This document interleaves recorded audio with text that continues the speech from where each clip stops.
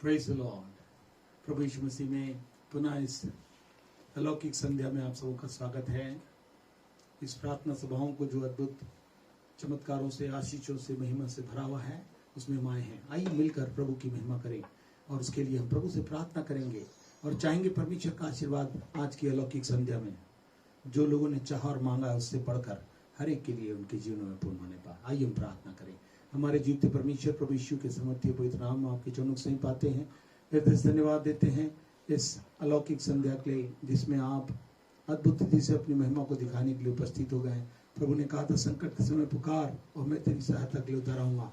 यीशु के नाम से प्रभु जितने पाठ जोड़ हैं और आज की संध्या प्रभु इसमें चाह रहे हैं कि प्रभु आपकी अद्भुत महिमा वो प्रभु भजकताओं के मुख से बताकर मैं सब कुछ करूंगा बोला। ऐसी परिस्थिति में सब लोग जो आपकी ओर अपनी नजर लगाए हुए हैं, आप पर विश्वास के साथ आशा को, जो जीवित धन्य उत्तम आशा उसको थामे हुए हैं, यीशु के नाम से वो अद्भुत और अलौकिक आशीष प्रभु वचनों के प्रबल माध्यम से उनके जीवनों में कार्य कर जाए। हाँ, और आमीन के रूप में ग्रहण करने वाले, सुनने वाले नहीं मगर मानकर चलने वाले बन सके, जिससे कि जो बातें बताई जा रही है उनके जीवन की सफलता के लिए, उन्नति के लिए, चंगाई के लिए, छुटकारे के लिए और सब प्रकार की बढ़ोतरी के लिए बहुत ही आवश्यक है। यीशु के नाम से हर एक श्रोताओं के हृदय खुल जाएं, उनके वो सचुने प्रभु यीशु से सुनने वाले कान, ग्रहण करने वाला हृदय और चलने वाला जीवन प्रदान करे कि अद्भुत महिमा का प्रकाशन होने पाए। धन्यवाद देते पवित्र आत्मा पूरा संचालन करें। इस समय जो बजरतिन प्रभु के वचन को लेकर आते हैं, अद्भुत महिमा का संचार हर एक के जीवन में होने पाए। हम घटते चले जाएं और आपका नाम ऊंचा ले सके। धन्यवाद देते हैं, पूरे समय को आपके हाथों में देते हुए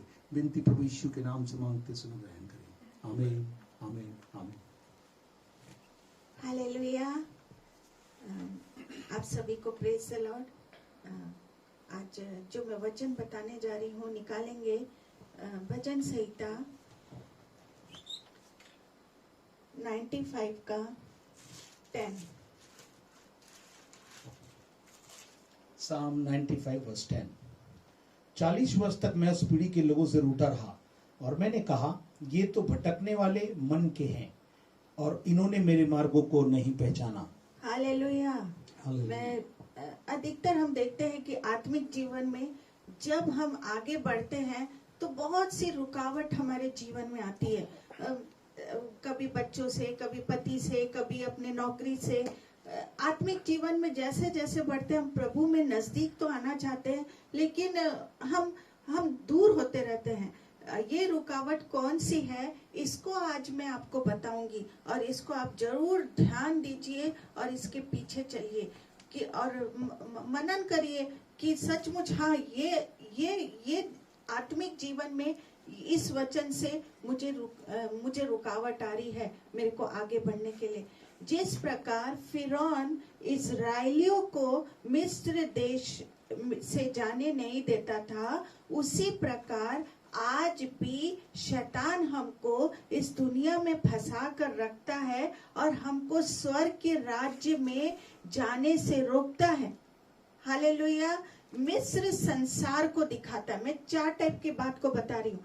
मिस्र किसको दिखाता है? संसार को दिखाता है। कनान जो है वो स्वर्ग के रास्ते को दिखाता है। फिरौन जो है वो शैतान को दिखाता है और इजराइल परमेश्वर के लोगों को दिखाता है। मतलब हम सब इजरायली हैं। जिस प्रकार मूसा और हारून इजरायलियों को मिस्र की गुलामी से आजाद कराने के लिए मिस्र में आए, उसी प्रकार यीशु मसीह इस पाप भरी दुनिया में हम पापियों को शैतान की गुलामी से आजाद करने को आए। हालेलुया। और आज भी लाखों यीशु मसीह के सेवक इस काम में लगे हुए हैं कि लोग शैतान के चंगुल से छुड़ा लिए जाए। ऐसा करके सेवक लोग रात दिन उपवास कर रहे हैं, प्रार्थना कर रहे हैं, जगह जगह जाके वचन का सुसमाचार प्रचार कर रहे हैं। पर जिस प्रकार फिरौन इजराइलियों को रोकता था, उसी प्रकार शैतान आज भी विश्वासियों को आत्मिक जीवन में आगे बढ़ने से रोकता है। आज हम देखेंगे वो कौन कौन सी बात है जो आत्मिक जीवन में आगे बढ़ने से रोकती है। हालेलुया। हम सबसे पहले निर्गमन 8 का 25 को पढ़ेंगे। जो पहली बात मैं बताने जा रही हूँ वो कौन कौन सी रुकावट है, मैं आज आपको सिखाने जा रही हूँ। निर्गमन 8:25। Exodus chapter 8 verse 25। तब फिरौन ने मूसा और हारून को बुलवाकर कहा, तुम जाकर अपने परमेश्वर के लिए इसी देश में बलिदान करो। हाँ, इसी देश, पहला जो बात है जो रुकावट आती है हमको आत्मिक जीवन में आगे बढ़ने के लिए, वो है इसी, फिरौन बोलता है इसी देश में तुम क्या करो, बलिदान करो। जब मूसा और हारून ने फिरौन से कहा, यहोवा कहता है, निर्गमन 5:1 को पढ़ेंगे, निर्गमन 5:1 को हम पढ़ेंगे, Exodus chapter 5 verse 1। और 8:1। इसके पश्चात मूसा और हारून ने जाकर फिरौन से कहा, इज़राइल का परमेश्वर यहोवा यूं कहता है, मेरी प्रजा के लोगों को जाने दे कि वे जंगल में मेरे लिए पर्व करें। Exodus 8:1। तब यहोवा ने फिर मूसा से कहा, फिरौन के पास जाकर कहे, यहोवा तुझसे इस प्रकार कहता है, मेरी प्रजा के लोगों को जाने दे जिससे वे मेरी उपासना करें। हाँ, फिरौन क्या बोलता है कि मेरे लोगों को जाने दे ताकि अपने परमेश्वर की उपासना करे। तब मूसा और हारून क्या कहते हैं फिरौन से कि मेरे लोगों को जाने दे ताकि हम अपने परमेश्वर की उपासना करें। तब फिरौन ने मना कर दिया, पर मूसा और हारून ने परमेश्वर के तब चमत्कार दिखाने चालू कर दिए। तब फिरौन ने कहा, इसी देश में बलिदान करो। आज भी शैतान ये कहता है कि कहीं जाने की जरूरत नहीं है, घर में ही प्रेयर कर लिया करो। बहुत से विश्वासी लोग शैतान की बात मान जाते हैं और संगति के लिए कहीं नहीं जाते, इसलिए उनका आत्मिक जीवन कमजोर हो जाता है। इब्रानी 10:25 में हम पढ़ते हैं, book of Hebrews chapter 10 verse 25। आप मेरे साथ निकालते जाइएगा। हिब्रू 10:25। और एक दूसरे के साथ इकट्ठा होना ना छोड़े, जैसों की कितनों की रीति है, पर एक दूसरे को समझाते रहें, और जो जो उस दिन को निकट आते देखो, त्यों त्यों और भी अधिक यह किया करो। परमेश्वर का वचन कहता है कि हमको संगति नहीं छोड़ना है, पर जो जो यीशु मसीह का आगमन निकट आता है, हमको संगति को बढ़ाना है। प्रथम मंडली के 3000 लोगों को संगति की कीमत मालूम थी, इसीलिए उन्होंने अपना सब कुछ बेचकर प्रेरितों को दे दिया और सब लोग एक साथ रहते थे और वो शिक्षा पाने, संगति रखने, रोटी तोड़ने और प्रार्थना करने में लगे रहते थे। आज भी इसकी जरूरत है। घर में नहीं बैठे पर बाहर निकलना है हमको। हालेलुया। रोज रोज मीटिंग में जाना है, मिलकर प्रभु में आगे बढ़ना है, वचन सिखाना है, साथ बैठकर प्रार्थना करना है। Hallelujah, hallelujah. शैतान ये सब करने के लिए रुकावट लाएगा, पर हमको संगति करने में रुकना नहीं है। दुनिया के लोग साथ बैठकर पिक्चर देखते, शराब पीते, जुआ खेलते रहते हैं और बहुत से गंदे गंदे पाप करते रहते हैं, पर हम विश्वासियों को आत्मिक जीवन में प्रभु की संगति करते हुए दिन रात आगे बढ़ते रहना है। हालेलुया। ये रुकावट शैतान डालेगा, लेकिन हम इन दिनों में और भी आपस में एक दूसरे को उठाते, प्रार्थना में उठाते, वचन को समझाते, सिखाते हुए एक दूसरे को साथ लेके हम चलने वाले बने। Hallelujah, hallelujah. तो आपने सुना, सीखा पहली बात। अब हम निकालेंगे निर्गमन 8:28। निर्गमन, अब मैं दूसरी बात को बता रही हूँ। Book of Exodus chapter 8 verse 28। यहाँ पे इस प्रकार से लिखा है, 8:28 में आपके सामने पढ़ने जा रहा हूँ। 8:28 ऑफ एक्सोडस। फिरौन ने कहा, मैं तुमको जंगल में जाने दूंगा कि तुम अपने परमेश्वर यहोवा के लिए जंगल में बलिदान करो, केवल बहुत दूर न जाना और मेरे लिए विनती करो। निर्गमन 8:28 में लिखा है, फिरौन कहता है बहुत दूर न जाना। इसके बाद फिरौन कहता है कि ज्यादा दूर मत जाना। आज भी शैतान की ये आवाज है कि ज्यादा आगे बढ़ना मत, आगे ज्यादा बढ़ने की जरूरत नहीं है। बहुत से लोगों को मैं कलीसिया में कहते सुनी हूँ, मैं खुद सुनी हूँ कि हम जहाँ हैं ठीक है, थोड़ी प्रार्थना कर लेते हैं, थोड़ी बाइबल पढ़ लेते हैं, यही बहुत है, हम पीछे ही अच्छे हैं, हम ज्यादा आगे बढ़ना नहीं चाहते। ज्यादा आगे बढ़ने में खतरा है, लोग क्या बोलेंगे, पर मसीह जीवन आगे बढ़ने का जीवन है। Hallelujah, hallelujah. मैं बहुत लोग को देखी, अरे हम पीछे से कर रहे हैं ना, सामने आएंगे तो हम लोग क्या बोलेंगे। लोगों को दिखाने वाले मत बनो, प्रभु यीशु को दिखाने वाले बनो। जो प्रभु यीशु आपको मुकुट और इनाम देने वाला है स्वर्ग में। पौलुस कहता है फिलिप्पी 3:13-14 में लिखा है। The book of Philippians chapter 3 verses 13 and 14. इब्रानी 5:12 भी पढ़ देंगे। हे भाइयों, मेरी भावना यह नहीं कि मैं पकड़ चुका हूँ, परंतु केवल एक काम करता हूँ कि जो बातें पीछे रह गई है उनको भूलकर आगे की बातों की ओर बढ़ता हुआ निशाने की ओर दौड़ा चला जाता हूँ। The same time Hebrews chapter 5 verse 12.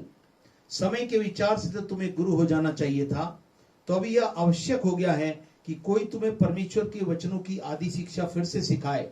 तुम तो ऐसे हो गए हो कि तुम्हें अन्न के बदले अब तक दूध ही चाहिए। Hallelujah, hallelujah. पौलुस कहता है मैं पीछे की बातों को भूलकर आगे बढ़ता जाता हूँ। वो कहता है और समय के हिसाब से तुम्हें क्या बन जाना चाहिए था अभी, हाँ, गुरु बन जाना था। बहुत से 20 साल 30 साल के विश्वासी हैं जिनको आत्मिक बातों का बिल्कुल ज्ञान नहीं है। मैं बाजू में बहुत से लोग, मैं जगह जगह जाती हूँ और बहुत से लोग से मिलती हूँ, तो मुझे इतना 20 साल जब मैं पूछती हूँ आप कितने साल के विश्वासी है, तो लोग बहुत लंबी फेंकते रहते हैं। हम तो 20, 25, 30 साल, 35 साल हो गया, 40 साल हो गया, हम इतने विश्वासी है। लेकिन ना उनको दुआ करना आता, ना प्रार्थना करना आता है। बाइबल में मीका, सपन्या, हग्गे, आमोस कहाँ है वो उन्हें ही नहीं मालूम है। Hallelujah, hallelujah. हम बहुत से, अगर मैं पूछूं कि आप पवित्र आत्मा, अरे पवित्र आत्मा क्या होता है, बाइबल में ये शब्द कहाँ लिखा है, अरे हमको क्या मालूम। लेकिन सब बात मालूम है कि चर्च में कैसे अनडिसिप्लिन को करना, कैसे अपने व्यवहारिकता को, कैसे पास्टर को सिखाना, वो सब मालूम है। लेकिन अगर मैं पूछूं, लंबी फेंकेंगे कि हम तो 20 साल हमको आए हुए, हम तो ऐसा। भूल जाइए ये बातों को। यदि आपका बच्चा 10 साल से स्कूल जाता हो और पहली क्लास भी पास ना करे तो आपको कितना दुख होगा। इसी प्रकार आज परमेश्वर भी दुखी है। 20 साल 10 साल के विश्वासी हो गए लेकिन पहली क्लास का भी ज्ञान नहीं है। हमें आत्मिक जीवन में आगे बढ़ने की इच्छा रखनी चाहिए। फिरौन ने कहा ज्यादा दूर मत जाना, मूसा ने कहा हम बहुत दूर जाएंगे। हालेलुया। आज हमको भी शैतान को कहना है कि हम विश्वासी आत्मिक जीवन में बहुत आगे बढ़ेंगे और कोई शैतान की ताकत हमें रोक नहीं सकती। रोमियो 8:35 में हम पढ़ते हैं। Book of Romans chapter 8 verse 8:35। कौन हमको मसीह के प्रेम से अलग करेगा? क्या क्लेश या संकट या उपद्रव या काल या नंगाई या जोखिम या तलवार? हालेलुया। कौन हमको परमेश्वर के प्रेम से अलग कर सकता है? कोई नहीं कर सकता। जब हम आगे बढ़ते जाएंगे तो कोई शैतान की शक्ति हमें रोक ना पाएगी। Hallelujah, hallelujah. अब हम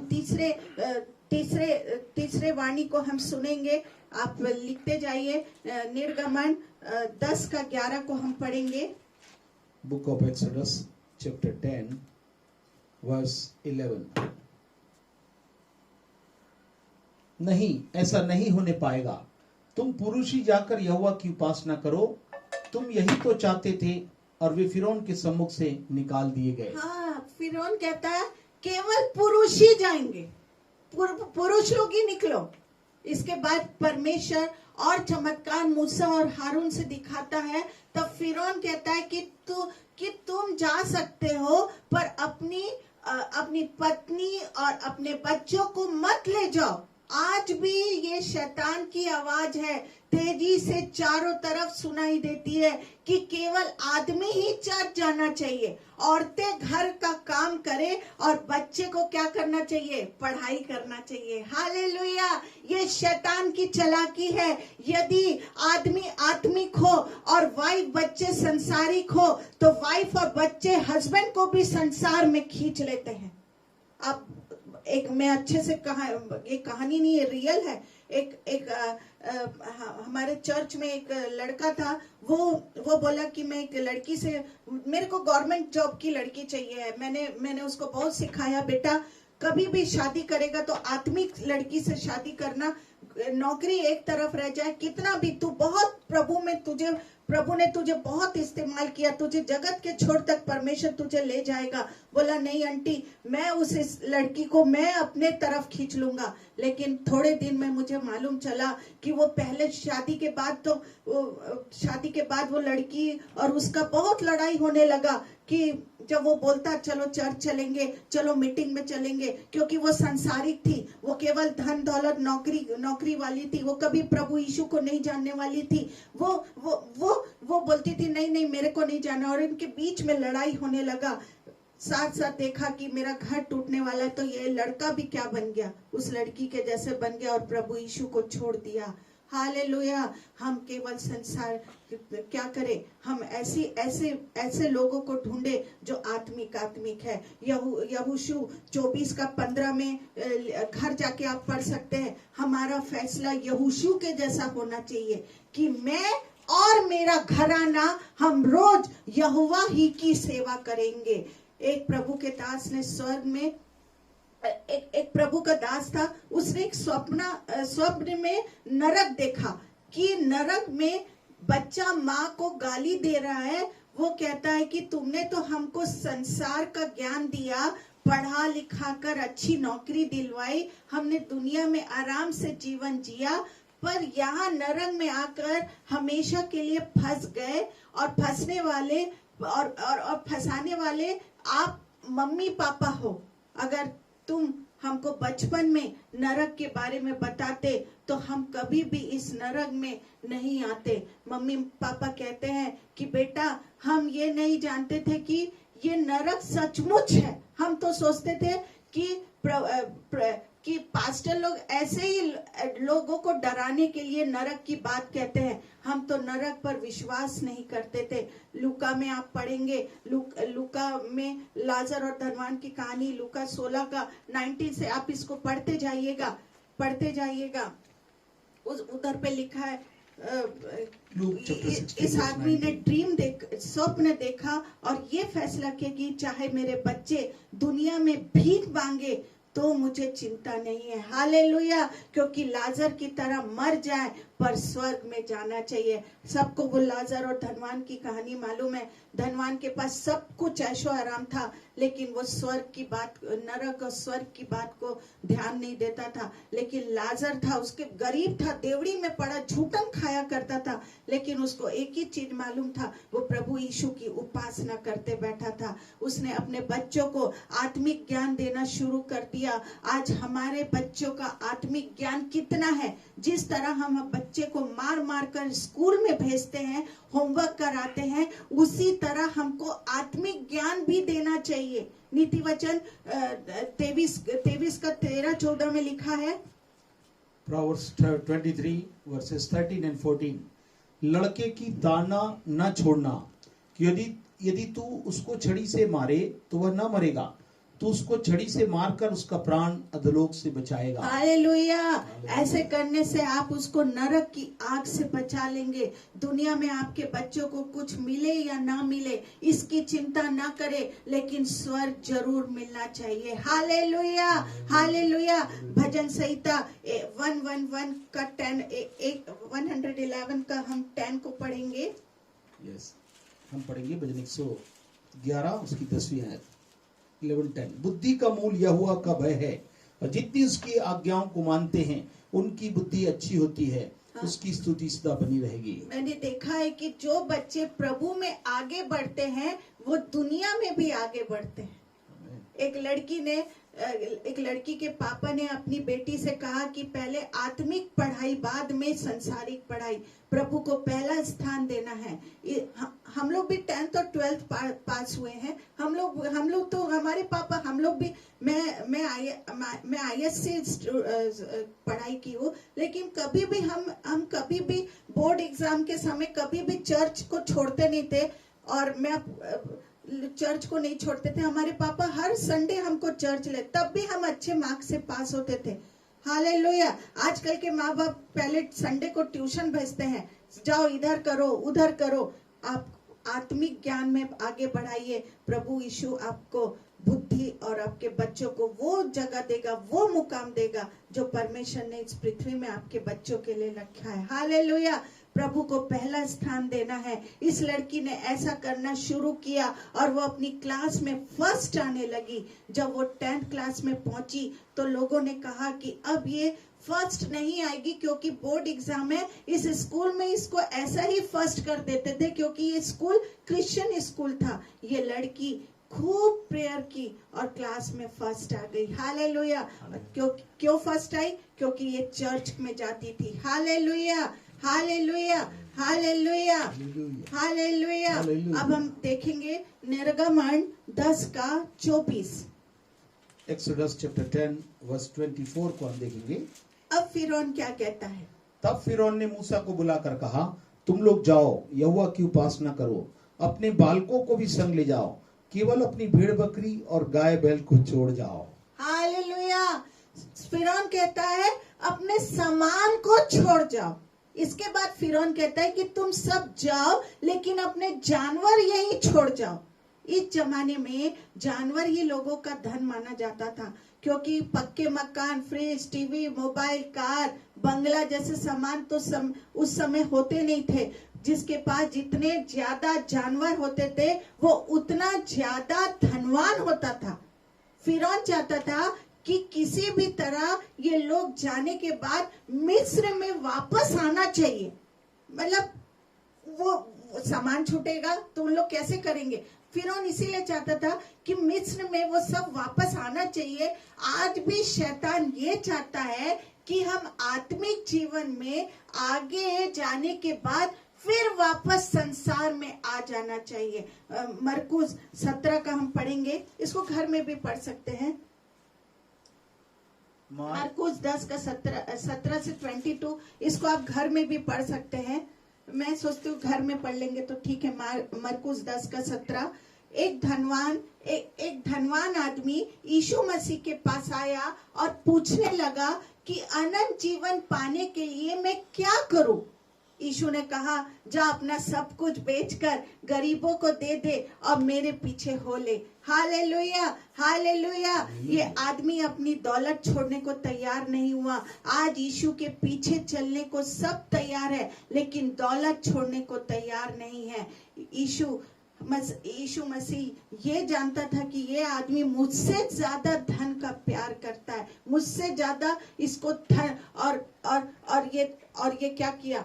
मत्ती में 6:21 को हम पढ़ेंगे। प्रभु यीशु जानता था। प्रभु यीशु इस आदमी से कहता है कि अगर तुझे मेरे पीछे चलना तो सब कुछ धन दौलत को छोड़कर मेरे पीछे हो ले। यीशु मसीह 6:21, क्योंकि जहाँ तेरा धन है वहाँ तेरा मन भी लगा रहेगा। जहाँ तेरा धन है वहाँ तेरा मन भी लगा रहेगा। यीशु मसीह जानता था कि बिना धन छोड़े मेरे पीछे चला तो ये मेरे पीछे तो जरूर चलेगा, लेकिन इसका मन धन में ही लगा रहेगा। हालेलुया। आज भी परमेश्वर हमारा धन नहीं पर मन चाहता है, और जो भी चीज हमारे दिल को परमेश्वर के प्रेम से अलग करती है वो उसे मांग लेगा। इब्राहिम से परमेश्वर ने उसका बेटा मांग लिया। बेटा परमेश्वर को नहीं चाहिए था, क्योंकि बेटा तो परमेश्वर ने ही दिया था।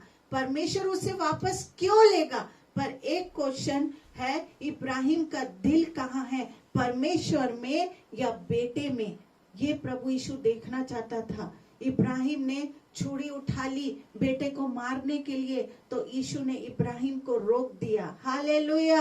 आज भी अगर हमारा मन परमेश्वर से ज्यादा किसी भी चीज को प्यार करता है तो परमेश्वर उसे मांग लेगा, क्योंकि मत्ती 10 का 37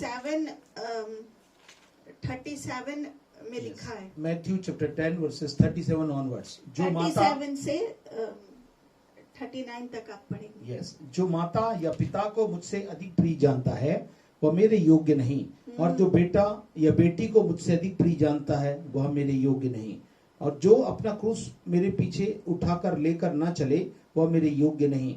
जो अपने प्राण बचाता है वह उसे खोएगा, और जो मेरे कारण अपना प्राण खोता है वह उसे पाएगा। हालेलुया। यहाँ परमेश्वर, इसलिए सबसे ज्यादा परमेश्वर को प्यार करे। जिस तरह सारे इजरायली सब कुछ साथ लेकर मिस्र से निकले, हमारा भी धन परमेश्वर के लिए हो। Hallelujah, hallelujah, hallelujah, hallelujah, hallelujah.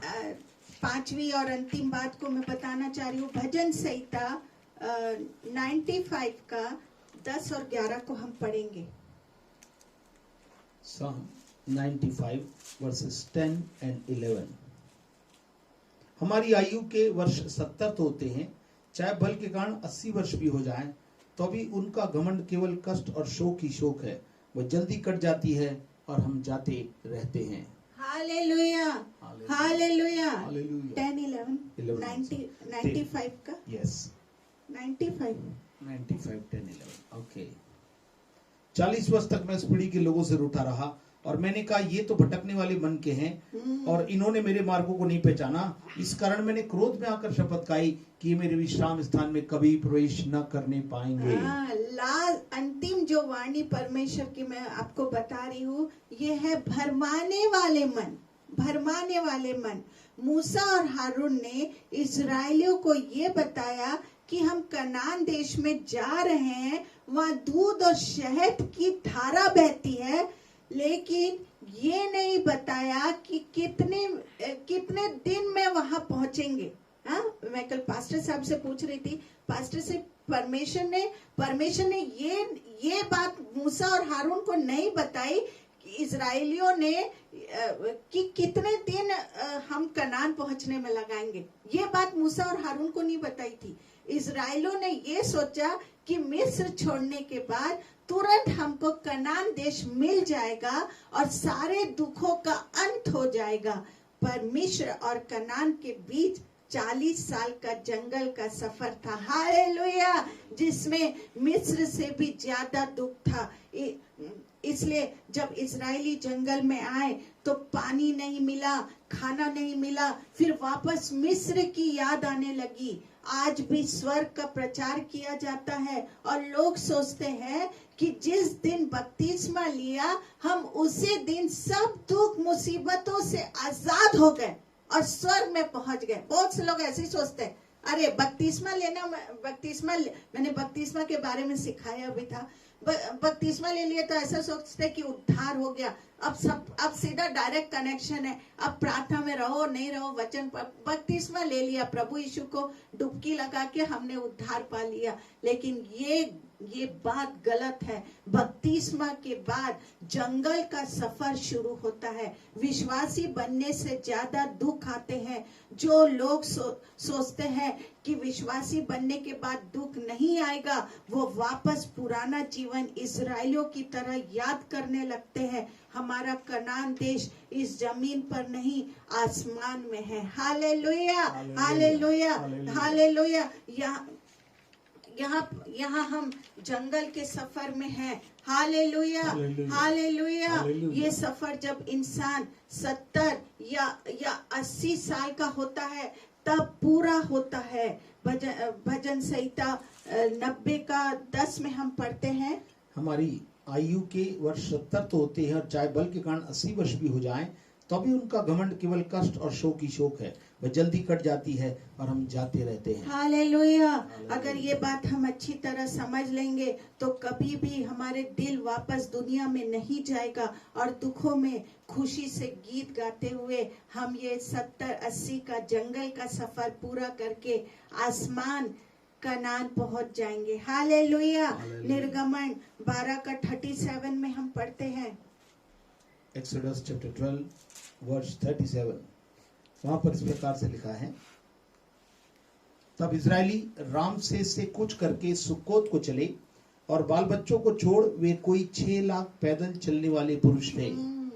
याद रखिए 6 लाख आदमी मिस्र से निकले थे, जिनमें केवल 2 जन, आपको मालूम होगा पास्टर साहब हमेशा बताते रहते हैं, 2 जन ही केवल कनान पहुंचे। वो कौन थे? यहोशू और कालेब कनान में पहुंचे। पहला कुरिन्थी 10 का 2 में लिखा है। पहला कुरिन्थियों 10वां अध्याय, 1 Corinthians 10 chapter verses 2, और सब ने बादल में और समुद्र में मूसा का बपतिस्मा लिया।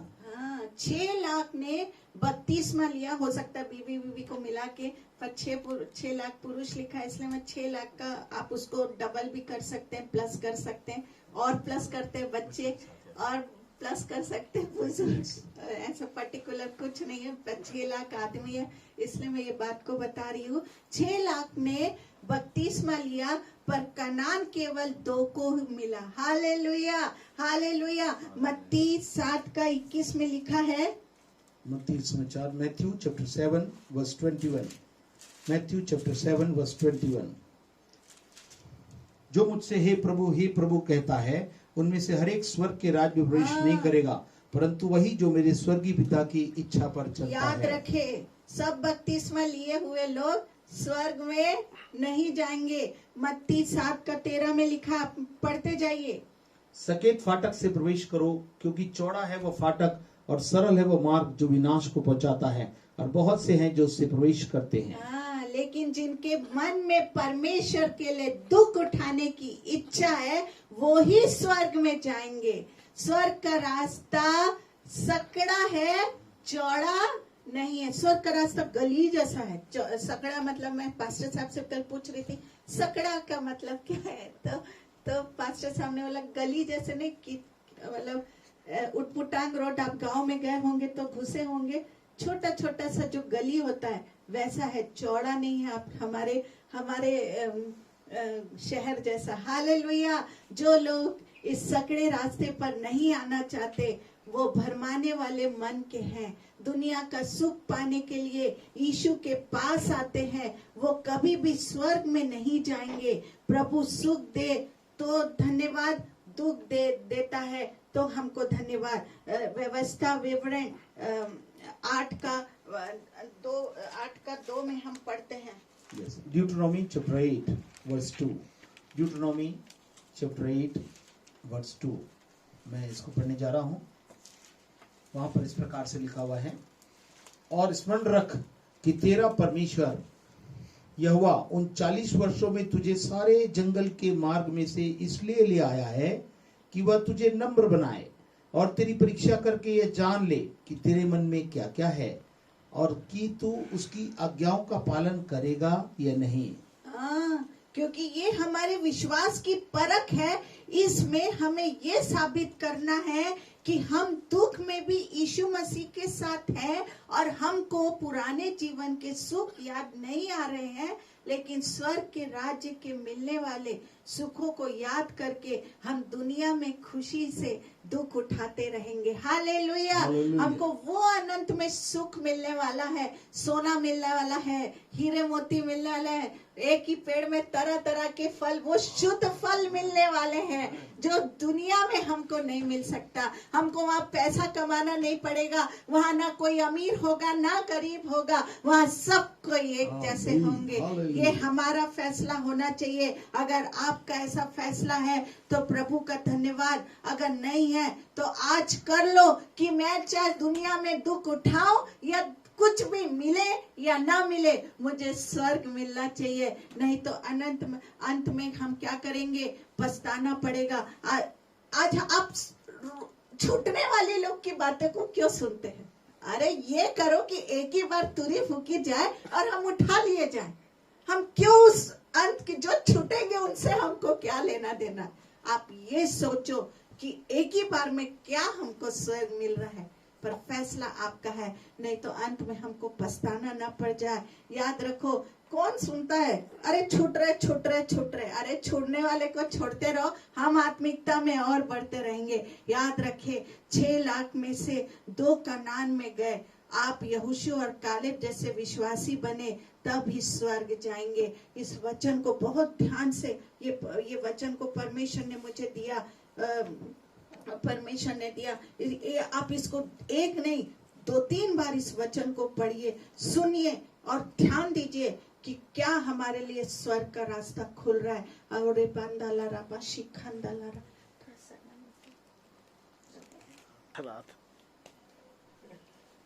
Praise the lord. प्रभु की अद्भुत वाणी हमने सुनी। अद्भुत चीजें, परमेश्वर आज हमसे बहुत प्यार करता है।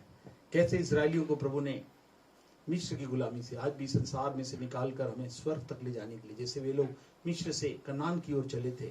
चलने के लिए तो बहुत सारे थे, मगर पहुंचने वाले केवल 2 ही थे, क्योंकि वो विश्वास से निकले। हर सुख दुख में साथ देने वाले। जीवन की परिस्थितियां बदल गई, उसके बाद भी उन्होंने परमेश्वर पर विश्वास रखकर उससे प्रार्थना में और सब मार्गदर्शन में अपने ध्यान को लगाया, और जैसा जैसा कहा गया वैसा ही वो मानते चले गए और अपनी जीवन में मुकामों को प्राप्त करने में सफल हो गए। आज भी प्रभु हमें बताता है बहुत सी बातों में, जब हम और अपने परिवार के उद्धार के बारे में सोचते हैं। आज सब लोग अपने अपने परिवार के बारे में सोच रहे हैं। प्रभु कहता है, तू और तेरा घराना उद्धार पाएगा। जबकि फिरौन ने और संसार आज हमको केवल जाने के लिए कहता है, स्त्रियों को छोड़ देता है। बाद में कभी पति पत्नी होते तो बच्चे छूट जाते हैं, फिर बच्चे और पूरा परिवार होता है तो हमारा धन छूट जाता है। प्रभु ने कहा था, जहां तेरा धन होगा वहीं तेरा मन होगा। मगर परमेश्वर कहता है, तुम परमेश्वर और धन दोनों की सेवा नहीं कर सकते हो।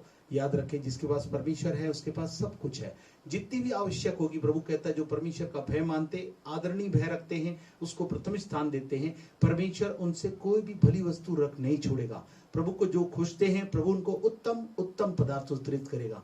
ऐसा नहीं कि जंगल में चले गए थे, इन्हें भूख लगी थी, इन्हें प्यास लगी थी, प्रभु ने इन्हें मन्ना बरसा कर खिलाया था, अद्भुत चीजें इनको पिलाया था, चट्टान से पानी बहाया। और जो प्रभु यीशु मसीह आज खुद चट्टान बन गया है, वही हमारा जीवन जल है, वही जीवन की रोटी है। उसने पवित्र आत्मा रूपी जल और जीवन रूपी वचन रूपी रोटी हमको दी है, किसके द्वारा हम जीवन के कोई से भी सफर में, जो इस दुनिया में इस समय में आया हुआ है, जिसमें हमें इन वचनों के द्वारा प्रोत्साहित किया कि इसको पहुंचने वाले 2 थे, मगर अब प्रभु कहता, मैं तू और तेरे घराने को बचाना चाहता हूं। प्रभु यीशु का बलिदान बेकार ना होने पाए, उसके लहू का बहाया जाना। सारे इजरायली अर्थात जो यीशु के लहू से शुद्ध हुए और बपतिस्मा लिए हैं, वे बपतिस्मा लेने के साथ अपने संबंध को जोड़े हैं। मगर जो अंत तक विश्वास योग्य और धर्मी रहेगा, प्रभु को प्रथम स्थान देगा, जीवन के हर एक अवस्था में प्रभु को स्मरण करके चलेगा, प्रभु से अपने मुकाम की ओर ले जाएंगे। और अंततः प्रभु यीशु स्वर्ग में ले जाने के लिए बहुत जल्दी आने वाले हैं। वो चाहते हैं कि इस अद्भुत प्रक्रिया में मैं और आप शामिल रहें। जितनी सावधानियों की बात कही गई है, जितनी प्राथमिकता की बात कही गई है, संसार की, पढ़ाई की, पैसों के कारण दूरियां जो है उसको खत्म कर दे। कैसे फिरौन और संसार दूरियों को बार बार देता रहा कि वे परमेश्वर की उपासना, मगर आज प्रभु हमसे कहता है, उपासना सर्वप्रथम है। स्वर्ग में हर समय केवल आराधना ही होगी। जितनी सेवा का भाग आज हम सुख दुख में मिलाकर कर रहे हैं, प्रभु कहता है अंत में केवल खुशियां होंगी, सब प्रकार का सुख होगा, वहां पे केवल आराधना होगी। सब प्रकार के फल खाना है तो खा सकेंगे। 12 महीने में 12, एक ही पेड़ से 12 प्रकार के फल होंगे। हमारे पास आज खाने पीने संबंधित रिस्ट्रिक्शन है, आज हम उसी में वो लॉकडाउन में जहाँ हैं, जहाँ हम सीमित रूप से कर दिए। प्रभु कहते हैं, लॉकडाउन मेरे को और आपको प्रभु के साथ लॉक करके प्रभु से अलौकिक संबंधों में स्वर्ग जाने के उन सारे मुकामों को उसकी सामर्थ से, उसके वचन से और उसकी आत्मा के बहुतायत के अभिषेक में होकर प्रभु से प्राप्त करने का है। मैं विश्वास करता हूं इन संदेशों को जो परमेश्वर बताकर हमें इस अवस्था में भी अपनी शक्ति देने के लिए ऐसे वचन रूपी भोजन को और पवित्र आत्मा रूपी जल को उपलब्ध रखा है। जिस प्रकार से मूसा की लाठी से वो जल बहा था और किस प्रकार से मन्ना बरसा है, लोग खाते रहे और तृप्त हो गए। जहां कहीं कुछ नहीं होता वहां परमेश्वर उपाय, हमारा यहोवा यिरे बनकर वो इन दिनों में रहने वाला परमेश्वर है। हम न घबराएं, नहीं डरे, नहीं व्याकुल हो, खुद हम और हमारा परिवार सब मिलकर प्रभु के पास आने का निर्णय ले। हम पूरे परिवार समेत जाएंगे। धन को छोड़ना छोड़ दिया उन्होंने, साथ में जब परमेश्वर ने उनको निकाला तब वो पूरे धन के साथ गए, सब आशीषों के साथ गए। मेरे को और आपके साथ कुछ भी चीज निकाला नहीं जाएगा, मगर जब हम प्रभु के प्रथम स्थान के लिए उसको छोड़ेंगे तो प्रभु हमें भरपूरी के साथ देगा, क्योंकि उसने कहा मैं तुम्हें भरपूरी का जीवन देने आया।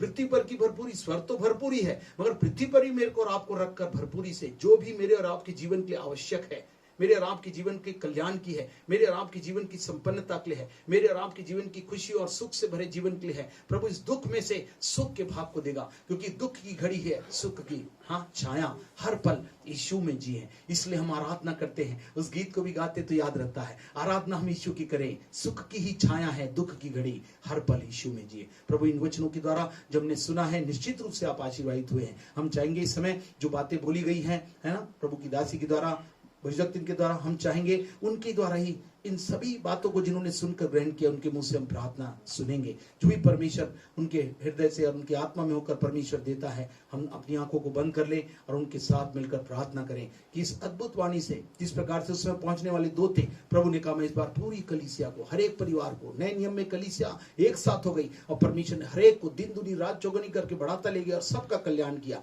ऐसी आशा के साथ आइए मिलकर प्रार्थना करें। आइए मैं निवेदन करूंगा, प्रार्थना में गवाही करें। हालेलुया। परमेश्वर ने आज मुझे एक वचन को दिया जो मैं आपके बीच में बांटना चाह रही हूँ। यशाया 54 का 10। ये आइज़ाया चैप्टर 54 वर्स 10। चाहे पहाड़ हट जाएं और पहाड़ियां टल जाएं, तो भी मेरी करुणा तुझ पर से कभी न हटेगी और मेरी शांतिदायक वाचा न टलेगी। यहोवा तुझ पर दया करता है, उसका यही वचन है। Hallelujah, hallelujah, hallelujah. हम केवल इन दिनों में, मैं अपनी एक गवाही को देना चाह रही हूँ। जब मैं 2019 में हमेशा मैं प्रभु यीशु से बात करती थी और पूछती थी कि परमेश्वर, मुझे क्यों आप हर महीना पवित्र आत्मा की बातों को कहने के लिए बोल रहे हैं, क्यों मीटिंग रखाने बोल रहे हैं। परमेश्वर ने मुझे बोला कि बस मैं तुझे जो बोल रहा हूँ वो कर। हर महीना मुझे निराशा होती कि बहुत कम लोग आते पवित्र आत्मा की मीटिंग में, वो प्रेजेंस को लेने के लिए उन लोग नहीं कर रहे प्रभु। तो परमेश्वर कहता था तू अपनी बुद्धि अभी कुछ मत लगा, वो समय आएगा जब हम अन्य भाषा में प्रार्थना करेंगे। और ये वचन तब मेरे को परमेश्वर ने मुझे दिखाया, बोला चाहे कुछ भी हो जाए, प्रभु कह रहा है, चाहे पहाड़ हो जाए, चाहे कुछ भी बातें आ जाए, प्रभु आपको अन्य भाषा में आप प्रार्थना करिए। परमेश्वर आपको वो मुकाम देने जा रहा है, वो शांति, वो आनंद, वो खुशी को देने जा रहा है जो आपने नहीं सोचा था। जो 2019 साल भर आपने जो अन्य भाषा में प्रार्थना करना सीखा और सामर्थ को पाया, मैं चाहती हूँ इन दिनों में जब हम लॉकडाउन में बैठे हैं तो केवल अन्य भाषा में हम सुबह से रात 24 घंटे हम अन्य भाषा में प्रार्थना करें। देखिए परमेश्वर कैसे हमें सामर्थ्य से इस्तेमाल करेगा और बहुत जल्दी प्रभु यीशु मसीह का आगमन है, वो हमारे लिए स्वर्ग को खोल देगा। और रबंडाला रबा, प्रभु कह रहा है बहुतों को मैं अपने सामर्थ्य से भर रहा हूँ, बहुतों को प्रभु यीशु अभिषेक से भर रहा है। ओ प्रभु यीशु का मैं धन्यवाद देती हूँ। आप बस अपने देश के लिए प्रार्थना करें, हम सब मिलके हमारे देश के लिए प्रार्थना करें कि ये वायरस इस देश को छूने भी ना पाए। और हम अपने अधिकारियों के लिए प्रार्थना करें, हम पुलिस ऑफिसर के लिए प्रार्थना करें, नर्सेस लोग के लिए प्रार्थना करें जो हमारा दिन भर ध्यान रख रहे हैं। हम सब उनके लिए अन्य भाषा में प्रार्थना करें कि इनको कोई भी वायरस छूने ना पाए। और प्रभु का धन्यवाद देती हूँ। आप जिसके लिए भी ऑनलाइन अगर आप प्रार्थना कराना चाहते हैं तो सुबह 11 बजे से लेके दिन को दोपहर को 2 बजे तक मैं ऑनलाइन प्रार्थना करती हूँ। आप इस बीच में आप प्रार्थना करा सकते हैं। जिसको जो भी तकलीफ है वो प्रार्थना निवेदन दे सकता है। Praise the Lord. आइए अपन प्रार्थना करेंगे। हमारे जीवित परमेश्वर प्रभु यीशु के समर्थी पवित्र नाम में आपके चरणों से पाते हैं, आपका हृदय से धन्यवाद करते हैं। आपकी करुणा जीवन से उत्तम है। प्रभु ने कहा चाहे पहाड़ टल जाए, चाहे पहाड़ियां कुछ हो जाए, उसके बावजूद भी मेरी करुणा तुम पर से नहीं हटेगी। मैं कैसे अपने अद्भुत आशीष को तुम पर बरसाऊंगा, और मेरी शांतिदायक वचा, शांत मन ही तन का जीवन होता है। प्रभु कहता है इस समय में सब कुछ अशांति दुनिया में फैली हुई है, इस समय भी प्रभु अलौकिक शांति देगा। उससे मेरा और आपका जीवन प्रभु में सुरक्षित रहेगा, और मैं और आप आशीर्वादित रहेंगे। प्रभु यीशु के नाम से जितने श्रोतागण ने, जितने सुनने वालों ने आज इस सच्चाई के द्वारा अपने जीवन में प्राथमिकता आपको दी है, हम एक साथ जाएंगे, हम और हमारा परिवार मिलकर यहोवा की सेवा करेंगे। यहोशू ने जैसा कहा था वैसे हम भी प्रभु हर एक परिवार का कल्याण करना चाहता। दरोगार उसका परिवार बचा लिया गया। प्रभु कहता है अद्भुत रीति से हर एक आशीषों को देने वाला परमेश्वर मैं ही हूँ, छुड़ाकर अपनी महिमा के लिए ले जाने वाला मैं ही हूँ। वो प्रभु इन बातों के द्वारा सावधानी के लिए वचन लिखा हुआ था, किस प्रकार से फिर उनके समय में से वो सच में शैतान का उस समय था, उस समय में कैसे परमेश्वर इजरायलियों को मिस्र की गुलामी से छुड़ाकर उस यात्रा पर ले चला। दिन और रात को प्रभु खंबा बनकर और बादल खंबा बनकर, और किस प्रकार से प्रभु आग का खंबा बनकर दिखाई दिए, और सचमुच में कैसे मन्ना बरसाकर और चट्टान में से पानी पिलाकर उनके लिए सब प्रकार का इंतजाम किया। उसके बाद भी वे पहुंचने में, क्योंकि वे संसारिकता में फंस गए, इन्होंने इधर उधर देखा। प्रभु अनुग्रह दीजिए आज जितने लोग इस बातों में फंसे हुए हैं, यीशु के नाम से सारे बंधन, सारे क्लचेस जो संसारिकता की या धन की या दौलत की या संबंधों की बातें उनको व्यवधान ला रही है, यीशु के नाम से उन सब बातों से वे छुड़ाए जाए। प्रभु को प्राथमिकता दे, जिससे प्रभु का वादा है मैं तू और तेरे परिवार को बचाऊंगा और स्वर्ग तक ले जाने की अद्भुत योजना में तुम्हें वो शामिल करूंगा। इसलिए प्रभु आपकी करुणा जो हमारे जीवन से उत्तम है, और आपकी शांतिदायक वचन हमारे को पूर्ण रीति से आपसे जोड़ रखने के लिए तैयार है। इसलिए कोई भी रोकने वाली वस्तु, कोई भी उलझाने वाले पाप, वो हमको प्रभु आपकी महिमा से, आपकी समीपी दे, आपके साथ गहरी सहभागिता से कभी भी रोकने ना पाए। आपके साथ रहकर हम इस अलौकिक भाग को प्राप्त कर सके, ऐसा अनुग्रह प्रदान कीजिए। धन्यवाद हो प्रभु, जिन बातों ने सुनकर उसको माना और ग्रहण करके ऐसा चलने का निर्णय लिया है, वो और उनका परिवार यीशु के नाम से आशीर्वादित होने पाए। उनका उद्धार हो, आपकी महिमा उनके जीवन में करुणा के रूप में छाई रहे। इतना ही नहीं, शांतिदायक वाचा उन्हें प्रभु के साथ इन संबंधों में खरा उतार कर अंत तक जो विश्वास योग्य रहेगा उसी का उद्धार होगा। ऐसा अनुग्रह हर एक पर प्रदान करें प्रभु। अलौकिक आशीष जो आत्मा की है, वो भी आत्मा की भरपूरी में होकर, जब इन दिनों में प्रभु अन्य भाषा में प्रार्थना करते हैं, अननोन टंग में भी प्रभु आत्मा में होकर, हमारी आत्मा के लिए क्या जरूरी है जब हमें ऐसी प्रार्थना करेंगे, जब अन्य भाषा में प्रार्थना करेंगे आत्मा से भरे लोग। परमेश्वर कहता है इन बातों को जो तुमसे नहीं हो सका, परमेश्वर आत्मा के द्वारा इस अलौकिक बातों को हमारे लिए, हमारे परिवार के लिए, हमारे बच्चों के लिए, साथियों के लिए, सब के लिए करेगा, और उनमें से सब के सब बचाए जाएं, और हम सब स्वर्ग में रहेंगे, सारे दुखों से, परेशानी से मुक्त हो जाएंगे, और हर समय वहां रहने पाएंगे। प्रभु की योजना में हम सब शामिल हो सके, ऐसा अनुग्रह हम पर प्रदान करिए। धन्यवाद देते प्रभु, आपने हमारी प्रार्थना सुना और हमें ग्रहण कर लिया है। सारा दिन जलाल आपको देते हैं, और विनती प्रभु यीशु के नाम से मांगते, सुनो, ग्रहण करें, आमीन। अब हमारे उद्धार करता प्रभु यीशु मसीह का अनुग्रह, परमेश्वर का प्रेम और पवित्र आत्मा की सहभागिता हमारे साथ सब पवित्र समर्पित लोगों के साथ आज से लेकर आपके द्वारा आगमन तक होती रहे। आमीन, आमीन, आमीन। Praise the Lord.